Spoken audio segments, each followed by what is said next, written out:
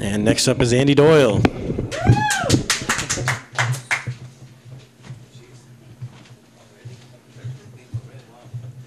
Hey. I'm going to read a little bit about Phil's poem. Phil is my friend, my college friend, and I already read you the introduction, kind of, so you know that there's this Robert Briffault. He's a European novelist, and he was first he started out being a physician. He was in the Battle of Passchendaele, which is this World War I battle where hundreds of thousands of people were just killed in for 100 yards of muddy land, And then later on in his last few days, last few years actually, he just wandered the war-ravaged streets of Europe in 1945 to 48 or so, and just completely became a beggar and anyway. Oh my God, this guy! So it's pretty powerful. Let me just read a little of it.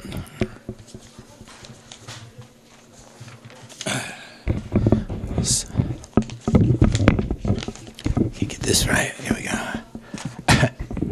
The transcendental soul moves ceaselessly between and within and among its keen and striving abodes.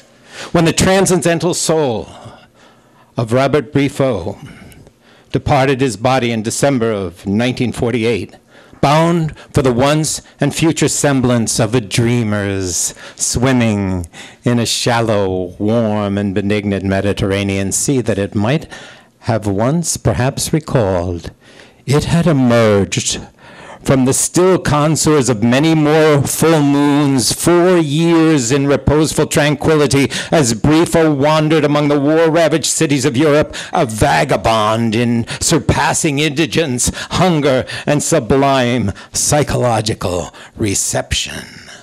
The medium was English. The story told a story. As a child, Briffault's mind came to its initial moment of reflexive self-awareness, wondering of his own sources, for he was simultaneously one and the other. New Zealand and French, gypsy, a traveler. During Passchendaele, a moment of being was unequivocal, and for that particular flash of lightning, he had the nostalgia that all romantics have. For the time of being, they were able to convince themselves once was real, relating to, say, the sight memory of a street hobo cadging drinks at a table of wicker-thick cafe along the Paris Boulevard Saint-Germain, while locked in various terrifying caves of our own construction, never free of the memory of a fear of public places or sites of bombings, murders, unspeakable acts of social rudeness, mounting near to cruelty, and pale losses riding the linings of far clouds, the wee children smiling for the sheerest adventure of Mother Bear with basil tomato or crisp chicken, and even if we are in the tumbling throes of the flighting confidence and warm safety of Amarata Rapante, as the poor man mustering all the politis he can summon, not disingenuously presenting his woe in the light, a cigarette, a match. Hey, you would be so for a fella, eh?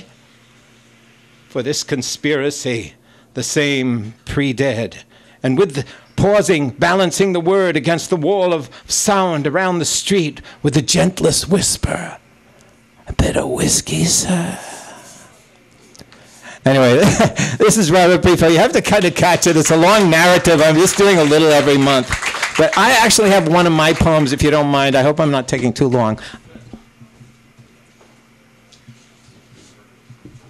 Because Owen wrote about San Francisco. Oh, my God. I wrote about San Francisco, too, because I just made up a story about it. Okay, so after the tsunami, she went to Yosemite to ask the Nixies about Tucson migrants. Tucson migrants? Okay, so she flew to San Francisco, metro to the Castro, had lunch with some Irish fairies. Oh, that's a side trip on her In Search of Queer Cities tour. So, okay, her tour so far, her queer ass has been to New York, Fire Island, New Orleans, Provincetown, and now San Francisco. And the winners are, for Best Manners, P-Town, where the cars actually stop to let you cross the street, unlike Boston, where they actually try to run you over. And best underwear selection, Chelsea, of course, where panties lift your balls like a push-up bra. Not that she would know about either one. Best flea market of reconstructed originals, Elysian Fleas at the Marinade, New Orleans, Louisiana, designed by Cutie Calamity. So sorry, Haight-Ashbury. Best bum fucking, Cherry Grove, of course. Oh my God, that's gay. Okay. And best food, San Francisco. Yay! Reading Fairleigh-Getty, eating the heart out of this friggin' city, dancing all night with Angie Bowie, transitioning her two-star into tranny sack glory.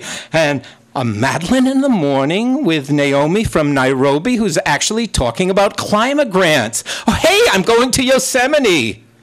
Oh, says Naomi, bringing weather into play. Yosemite's all about fashion. What? Well, sure. Swelled Swedish mountain women scaling the nose of El Cap in an ice storm just to flash their super wicking base layers for their girlfriends. Really, she says, feeling suddenly like a frog struck by a wayward croquet ball? Absolutely, says Naomi. Ninja veiled Lolitas slurping through the frazzle ice at Bridal Veil, wearing Tycho Science boots, rhinestone-studded radiation-resistant shells, just for their girlfriends. Suddenly, she doesn't want to be one with the cosmos anymore. It's making her dizzy.